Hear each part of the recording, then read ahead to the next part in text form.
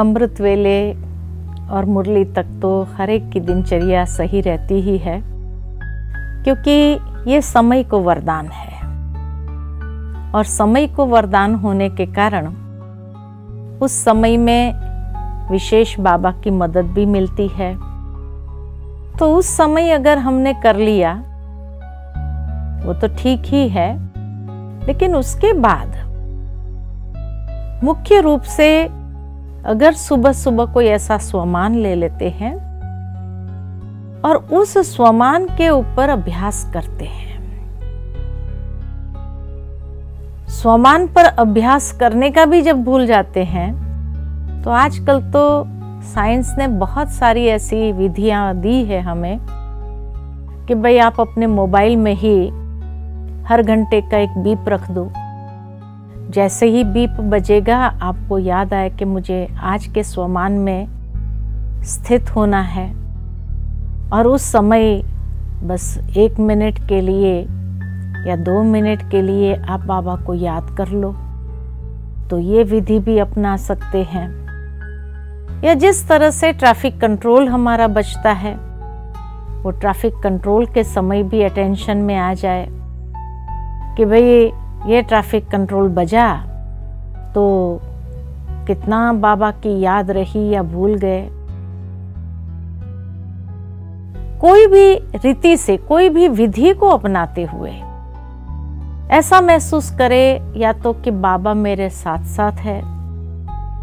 कुछ भी विचार जैसे चलते हैं ना, कर्म करते हुए विचार तो चलते ही है, तो उस समय ऐसा बाबा के साथ हमारी रूह रूहान हो कि बाबा के साथ वार्तालाप करे। कोई भी बात को लेकर के बाहर जा रहे हैं, चलो बाबा साथ चलना है, आज फलानी जगह जाएंगे, आज ये करेंगे, ऐसा करेंगे।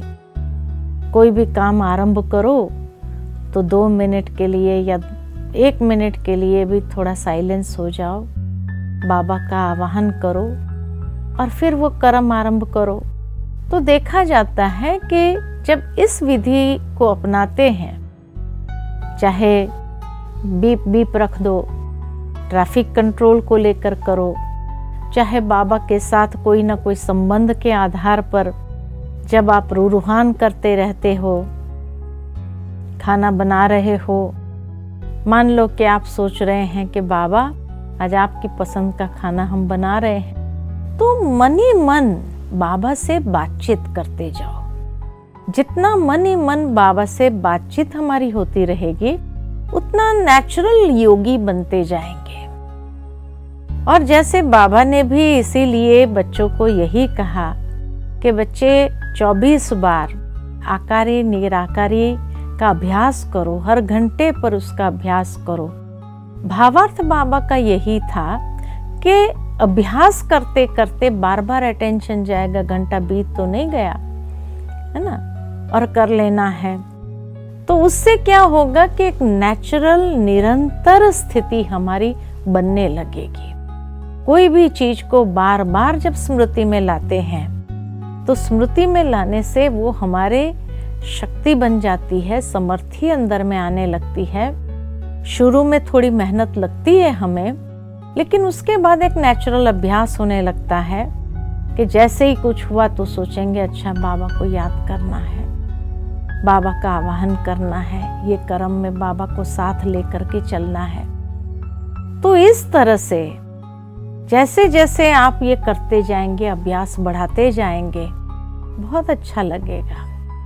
साथ ही साथ मान लो कि आप कार्य क्षेत्र पर हो, तो कार्य क्षेत्र पर कैसे करें?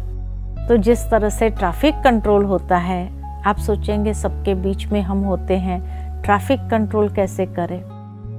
तो यही आता है मन के अंदर कि आप अपने जो भी कार्य करने वाले साथी हैं, उन सबको भी ये रंग चढ़ाना शुरू करो कि हमारे ईश्वरीय विश्वविद्यालय के अंदर ऐसे ट्रैफिक कंट्रोल बचता है कि जैसे हमारे इतने विचार चलते हैं, तो उन विचारों को बीच बीच में थोड़ा सा शांत करके मन को ईश्वर में एकाग्र करना होता है।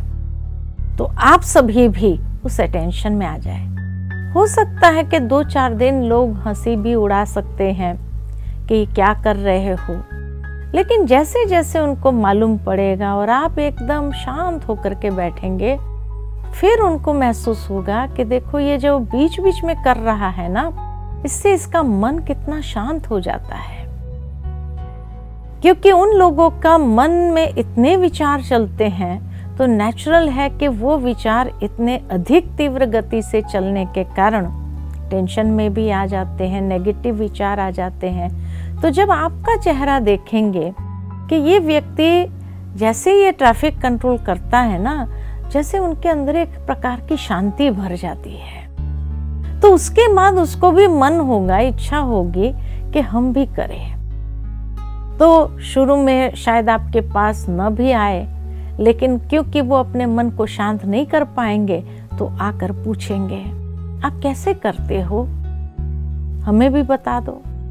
तो आप देखेंगे कि जब इस विधि को अपनाते हुए आप चलेंगे, तो धीरे धीरे जहां आपका कार्य क्षेत्र है वहां भी एक ऐसा माहौल बन जाएगा और लोग कहेंगे कि आपका ट्रैफिक कंट्रोल जरा जोर से ही बजा दिया करो, ताकि हर कोई उसी का लाभ ले सके।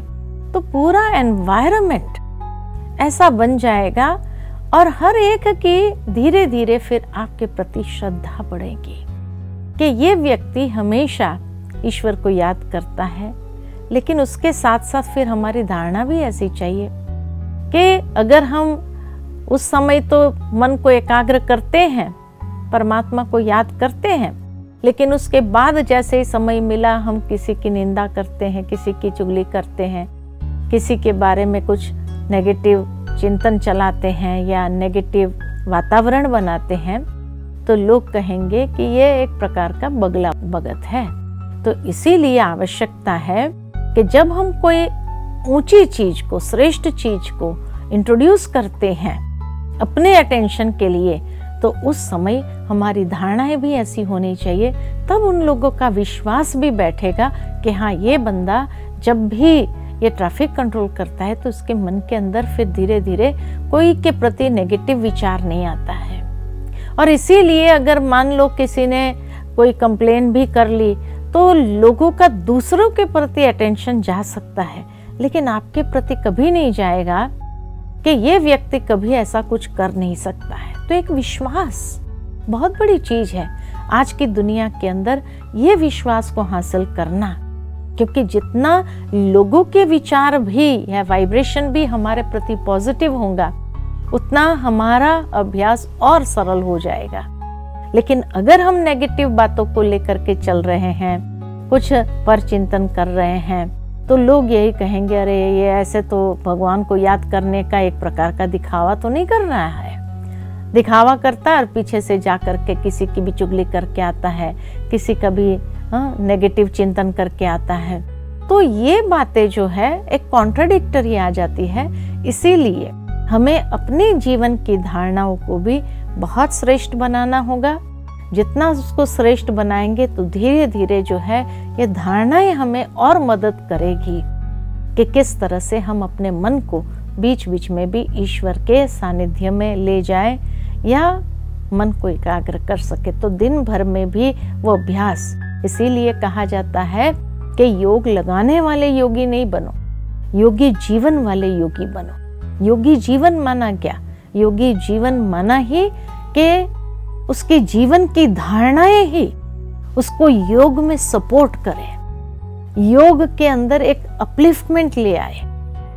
तो बाबा ने भी इसीलिए जो जीवन की धारणाएं बताई है, वो जीवन की धारणाएं इसीलिए हमें बताई है ताकि हमें उसी के आधार से ही योग में मदद मिल सकती है कि जब भी हम 2 मिनट के लिए भी अपने मन को शांत करते हैं तो ये धारणाएं हमें मदद करती है योगी जीवन के लिए। तब कहा कि योग सहज, सरल, नेचुरल तभी हो जाएगा।